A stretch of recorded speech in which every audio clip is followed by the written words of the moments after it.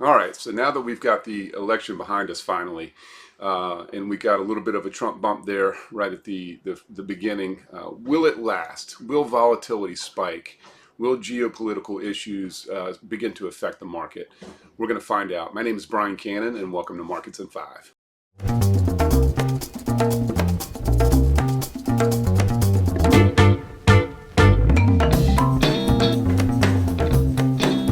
All right, so for our first chart, I want to focus on the S&P 500.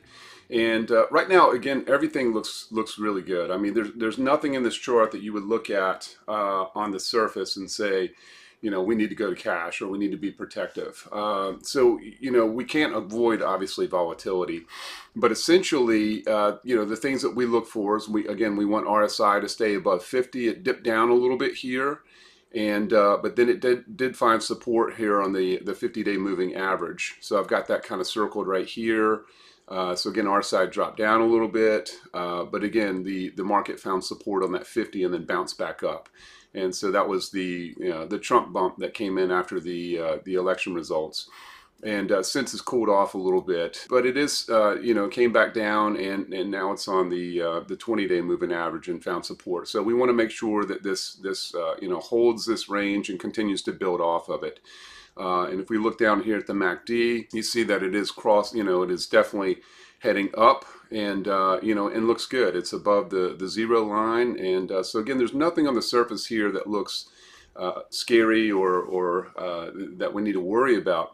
Now, there is a potential ascending wedge pattern forming, and so generally speaking, when the market starts to coil up, essentially it does look to break down. And on typical ascending wedges, they tend to be a fairly bearish pattern. So it doesn't always work out that way, but we just want to be a little bit cognizant of this. And so if it does kind of break down, so here's an example of a typical ascending wedge, is that it'll kind of tighten up inside of this wedge pattern, may break it to the downside, come up, and if it can't break back through to the upside, and that becomes resistance, then a lot of times it can break down a little bit. So if it does, then we will be looking for the various levels of support, the 50-day, the 100-day, and maybe the 200-day moving average as levels of support where buyers may come back into this market. So if we go back and look at a previous chart I had charted a long time ago for the NASDAQ, you can see that there was it wasn't an ascending wedge, but it was definitely a wedge pattern.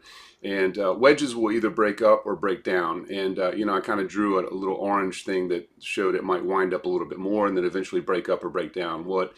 It did break out, and it came back down and found some support on the 20-day moving average and then continued to rise up. So these patterns do work over time. They can break up, they can break down, but it's important to recognize them and be cognizant of the direction in which they do break out of that wedge pattern. All right, so this chart is the chart of the VIX, the volatility index, and that is a key measure of volatility in the market and fear in the market. And so when the VIX spikes up, then you can see that the market does ultimately, obviously go the opposite direction. So they're negatively correlated in most cases. And so right now the VIX looks like it's starting to head up a little bit, and that has to do, I believe, with a lot of the geopolitical tensions right now, with the war in Ukraine and Russia, and so we don't know what that will do.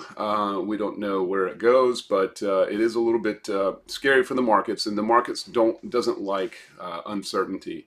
They want to know kind of what's happening, and so when there's political tensions out there like that, it can certainly impact the market. So we are seeing a rise in the VIX right now associated with this, and we've got the MACD, which is way down here. Get out of the way.